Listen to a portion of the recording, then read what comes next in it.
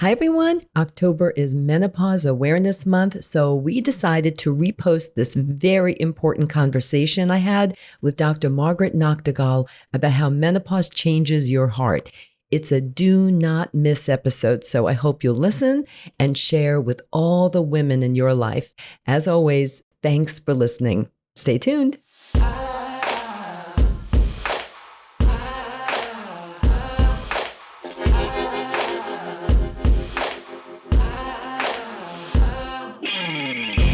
Hello, everyone, and welcome to GRUFFtalk, where each week we take a deep dive into all the ways we can feel better, look better, live better, and age better. I'm your host, Barbara Hannah Grufferman. I transitioned to being a postmenopausal woman around when I turned 50, and I was completely unprepared for how it would impact my heart. I started to experience an irregular heartbeat along with feelings that my heart was jumping clear out of my body, especially when I was lying in bed at night. I never told my husband, thinking it would go away. It didn't. After one particularly scary episode, I landed in the ER, confessing all to my husband and doctor, and then made an appointment with a cardiologist. Diagnosis? Supraventricular tachycardia, SVT. It's a non-life-threatening heart issue that causes the heart to do exactly what I just described. And it's common in both men and women, but even more common in postmenopausal women like me. Who knew? After all the usual tests and lots of discussion, I was put on a mild calcium channel blocker and was told, okay, good luck running the next New York City Marathon, meaning I had zero restrictions put on my life. On the contrary, that's when I ramped up my workouts and reassessed how I was eating, sleeping, and managing stress. I vowed that day to never allow heart disease to be the cause of my premature demise. Nope. I'm sure I'm not alone. In fact, Oprah wrote an article in her own magazine about how doctors mistook her perimenopausal symptoms for heart disease. She wrote, "For 2 years, I didn't sleep well. Never a full night. No peace. Restlessness and heart palpitations were my steady companions at nightfall. I went to see a cardiologist, took medication, wore a heart monitor for weeks." She then learned that those palpitations were common for women her age. And then she wrote, "But no one, including my trusted doctors, had warned me. And when my symptoms showed up, we looked for the most dire explanation, heart disease, instead of the most likely."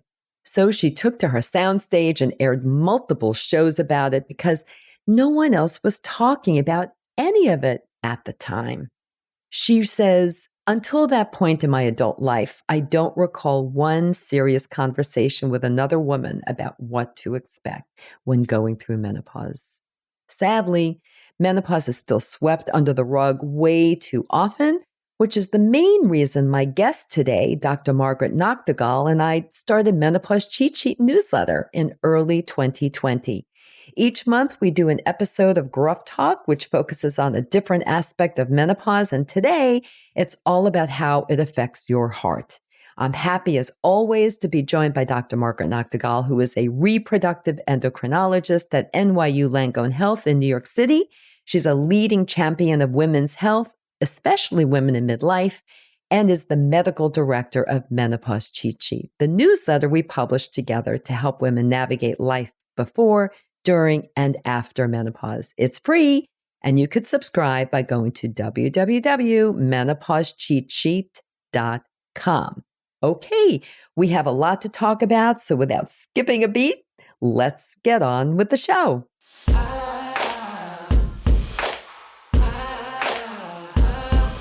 Hi, Dr. Margaret, and welcome back to GRUFFtalk. Hi, Barbara. Great to be here. So we have a lot to talk about. It's all about the heart and menopause and how menopause affects the heart. So let's get right to it. Starting with, new research shows that menopause may not directly cause heart disease, but it can drive the risk factors. Can you please explain that? Absolutely.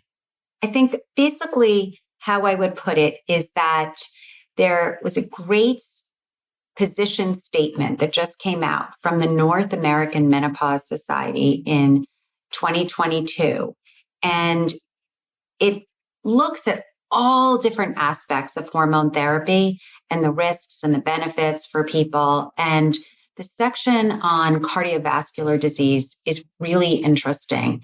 And basically, what it shows is that if hormone therapy is introduced early on, that there actually reduces the incidence of cardiovascular disease. And so with that, and with the absolute importance of timing and deciding that if you are going to initiate hormone therapy, that it should be done early, this fact is something that really makes us take a look at heart disease in general and should really be factored in when individuals are trying to make a decision on whether or not they should start hormone therapy. In other words, the timing is so critical. Right. But this about the hot flashes, which is, a symptom, one of the biggest symptoms of menopause. So many symptoms. What's the connection between hot flashes and heart disease or heart issues when a woman is going through menopause? So that's a great, great point. And what has been found is that people that have hot flushes have a higher incidence of cardiovascular disease.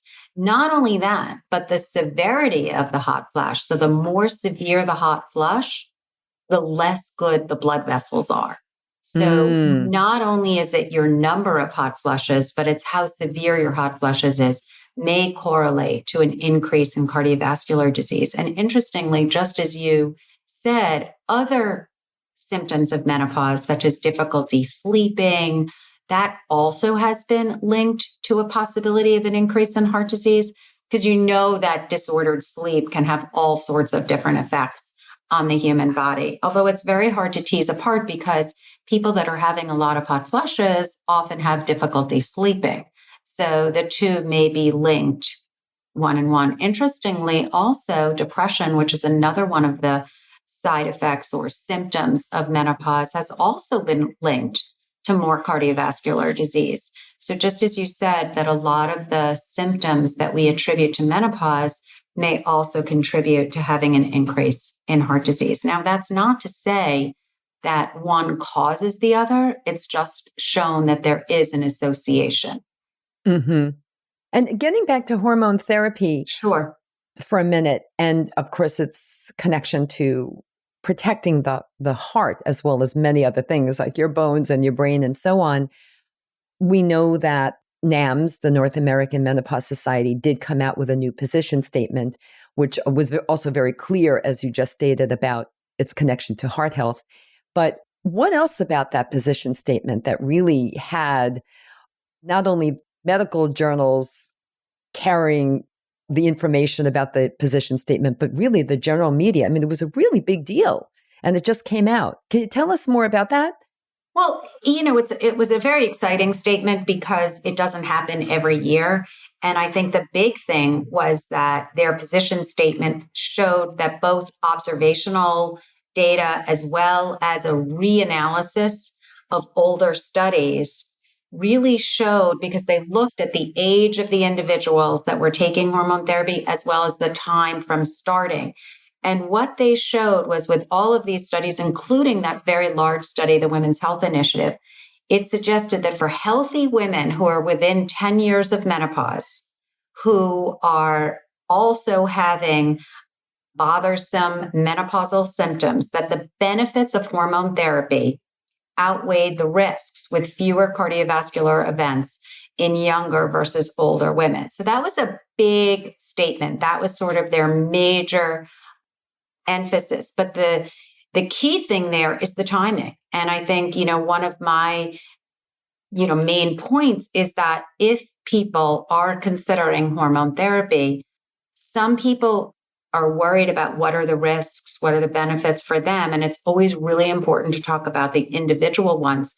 But what we do know is the timing is essential. So if you're going to consider it, you want to consider it early and have this conversation as early as possible. And the other thing that this showed was that for many individuals starting hormone therapy, there are the main indications for hormone therapy in general. I should back up a minute here, are for hot flushes, for very severe vulvar or vaginal dryness or atrophy, right? Or for osteoporosis. Those are the main indications. However, now that we're seeing that there may be a benefit to cardiovascular disease, in the past we've said don't start just for that reason. But now I might even predict that in 10 years, another indication may be because of this protection. But so far, we don't have that. But I think this is another reason to think about it. Mm-hmm. It's something that I had considered, but not seriously at the time when I was going through menopause, because the terrible trifecta, as I call it, the mood swings, the hot flashes, the sleepless nights weren't so terrible for me enough for my then doctor to recommend to me. But now I do regret it, as I'm sure a lot of women do, and because I have low bone density, as you know, and I talk about it, write about it a great deal. Right. And I also, I experienced something called SVT, which is supraventricular tachycardia. It's a type of an irregular heartbeat that apparently is very common in postmenopausal women. Mm-hmm. So what are some of the other more common heart issues that women might confront, not will, but might, during the menopause journey? Well, I think that you brought up so many things in that one statement that you just made that I think are so important to hit on. One is the fact that to think about what the risk factors were for you when you were starting and thinking about hormone therapy, and then that window closed for you personally. It did. So other people could take that to heart and say, okay, well, what are my personal risk factors for my future, and think about that. So that makes me think back to, okay, well, what are the risk factors and what should people be looking for to see if they are at an increased risk of heart disease, such as people that have abnormal lipid profiles. And that's so important. Looking at your cholesterol and the breakdown of your cholesterol. What is your total cholesterol? What is your HDL? What is your LDL? This is a very important component, and knowing what your lipid values are and what your cholesterol is can help determine if you are going to be at an increased risk for developing plaque or having disturbances within the blood vessels. So right there, that's a huge area for predicting heart disease. The other thing is weight, and we know that obesity is a setup for heart disease. Mm-hmm. So that's another factor. People that are smoking, increased blood pressure also is a risk factor for heart disease. People that are overly stressed or depressed, that's another risk factor.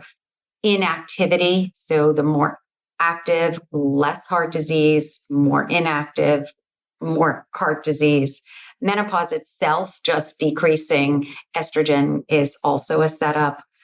And also critical is a family history. If an individual does know their family history, a family history of heart disease is also something that would make me raise my eyes and be concerned. And then other inflammatory conditions. So people that have chronic illnesses such as psoriasis or rheumatoid arthritis, other inflammatory conditions, that also increases the incidence of heart disease. So these are all reasons why it would make me suspect other conditions in menopause. And that will factor into whether or not you would be someone who might benefit from being on hormone therapy earlier rather than later.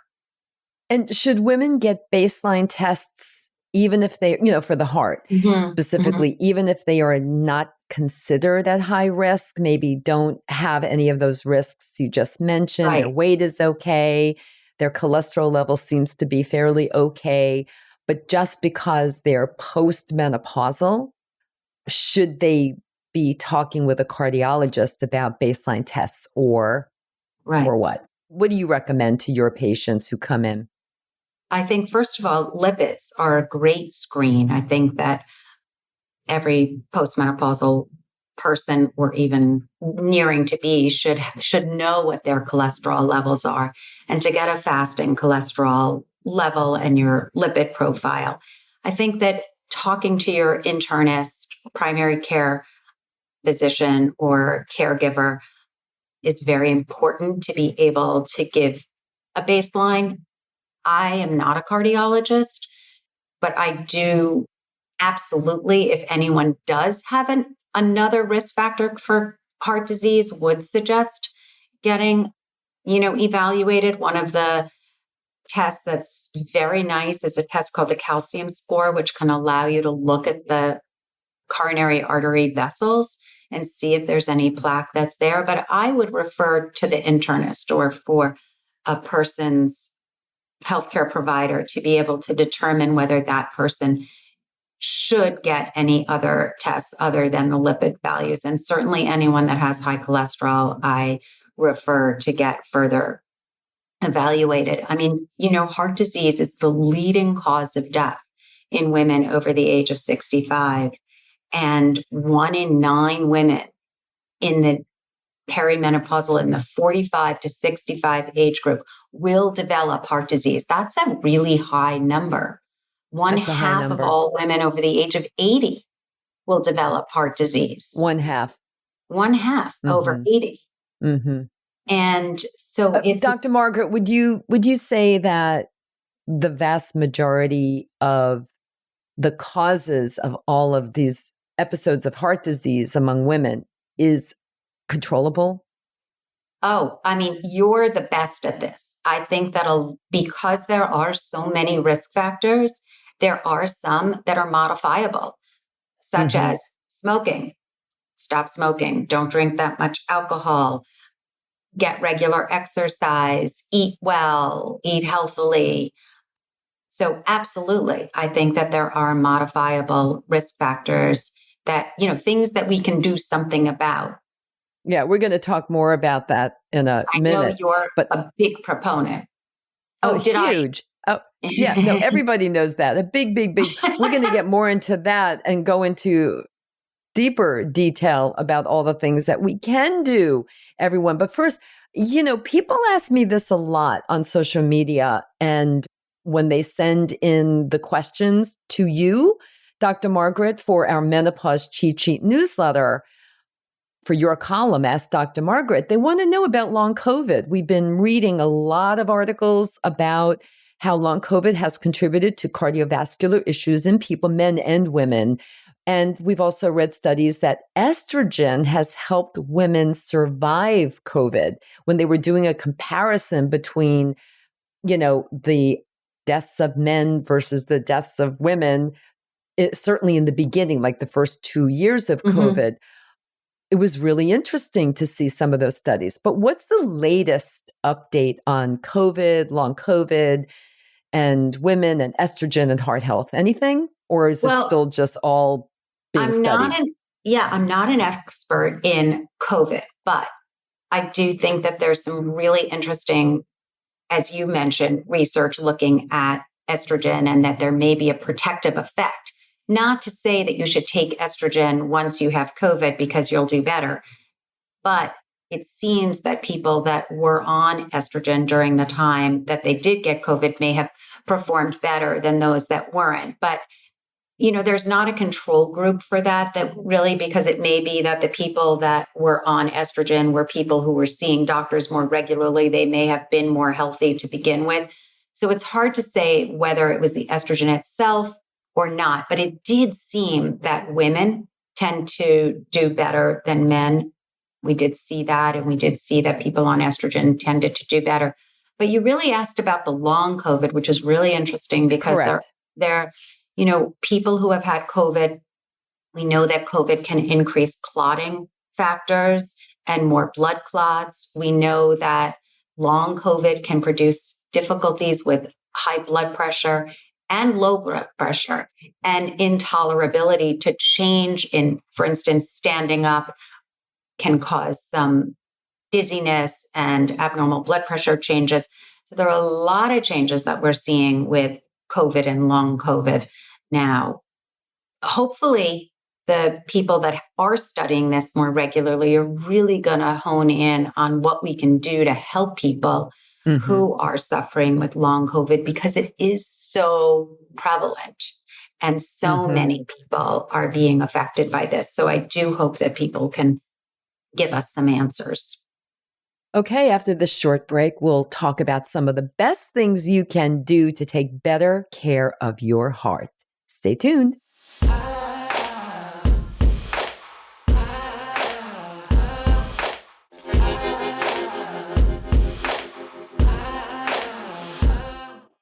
Okay, we're back with Dr. Margaret Nachtigall for our monthly menopause cheat sheet update. And today we're talking about how menopause can sometimes mess around with your heart. Okay, Dr. Margaret, it's clear, as we've said before, and so many times in many different formats, it's clear that heart disease is still a huge threat to women's ability to age better. In fact, it remains the number one cause of death of women. For sure, one of the best defenses is to do everything you can to mitigate the risks, right? What are those things women should be doing to take better care of their hearts? Well, my feeling on that is to exercise regularly, eat well, try to sleep well, try to reduce stress, decrease inflammation. Those are the main factors. My favorite is not smoking and not drinking too much. In addition to all of those really important things, getting exercise, eating well, having a good regular schedule so that you can sleep. One of the things that we talked about in the beginning of our conversation today is, should women try to alleviate the symptoms of menopause, and would that be beneficial in terms of heart disease? And the studies from the reanalysis of the WHI, the Women's Health Initiative, really showed that if hormone therapy is given early, certainly in the first 10 years after menopause, but I like to say even 5 years, that people who took estrogen during that period of time had about a 40% reduction in coronary artery disease. So in someone that does not have a high chance of having a blood clot and who is having hot flushes, it actually may be beneficial to add estrogen. We know that estrogen has some negative effects in terms of increased weight in the middle. And we know that increased weight in the middle has a negative effect on cardiovascular disease. So it's certainly possible that by taking some estrogen and decreasing the likelihood of developing diabetes and insulin resistance, that may be beneficial as well. So I think that I would add that to my regimen for the right individual. It's very hard to say, in a program where you don't know who is listening, because it might be the absolute wrong thing for one individual. But I think as part of being healthy and doing the most that you can do for yourself would be to investigate to see if this would be additive and informative and helpful for you. Absolutely. And as you and I always say, menopause is universal because it will happen. It will happen. I mean, when it happens to you as an individual really depends on what's going on in you, but it will happen. And so it's universal, but very personal. And not only is the experience personal, but the treatment must be personal because we're all different. So to your point, you have to look at the risk factors and your history and your mom's history, your dad's history, and what's going on in your life. And one thing too, I just want to go back to something that you mentioned as a healthy living tip.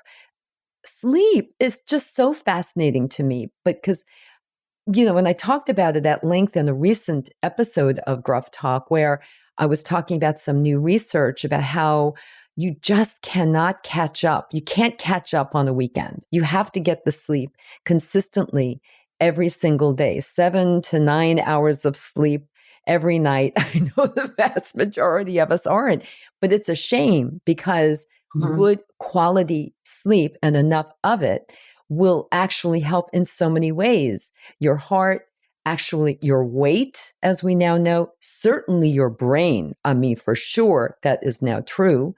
And just so many other ways. Your immune system. I can't say enough things about the importance of sleep.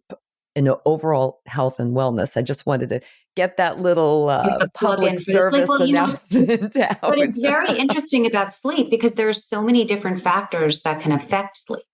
And sleep is so related to so many other factors.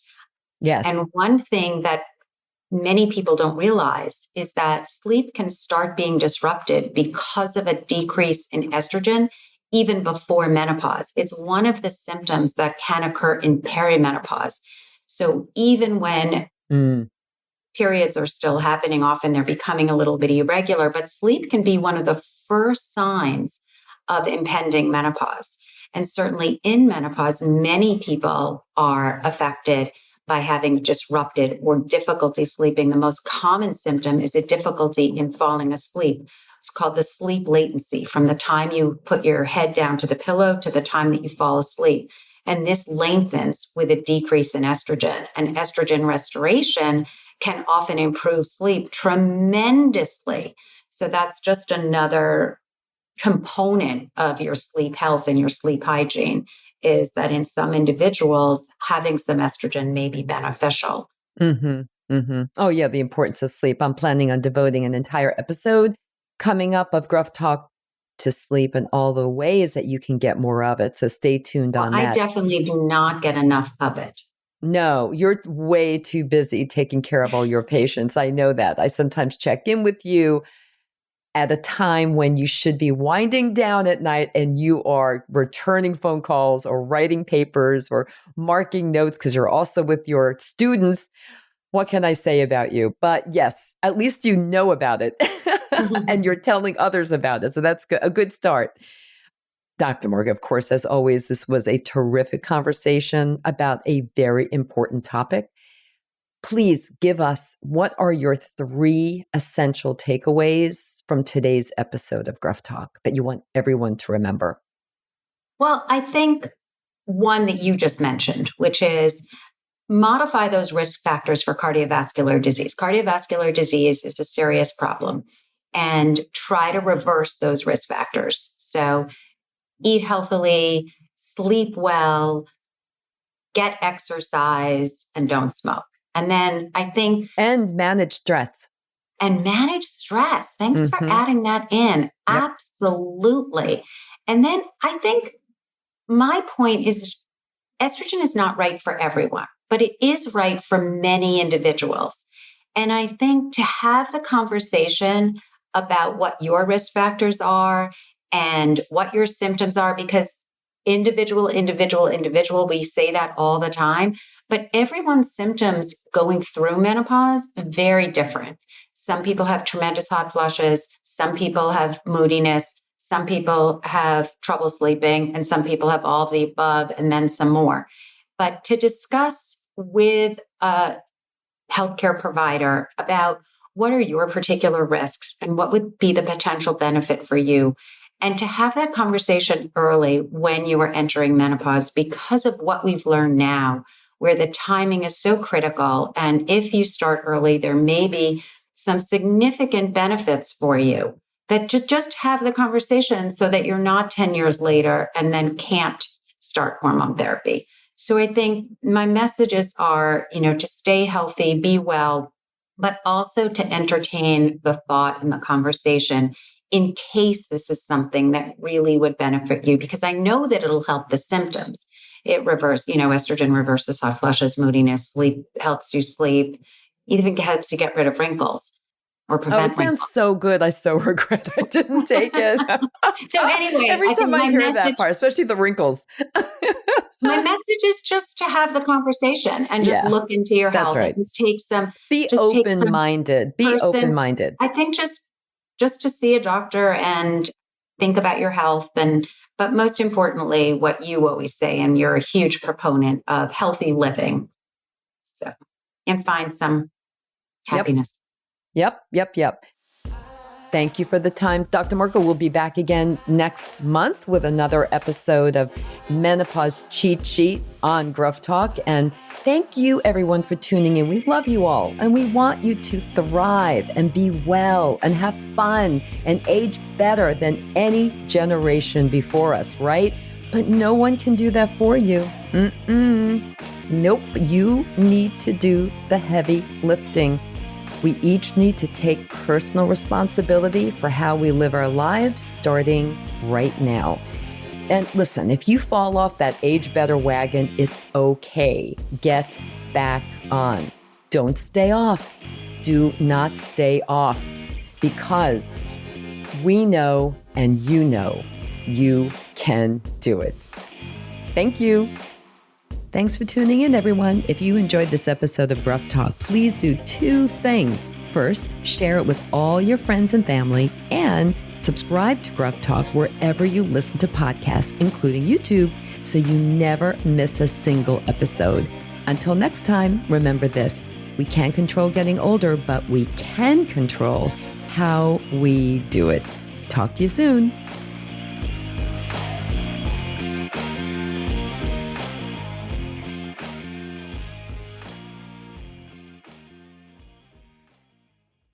Age Better Podcast is a proud member of the Sound Advice Network. Sound Advice, women's voices amplified.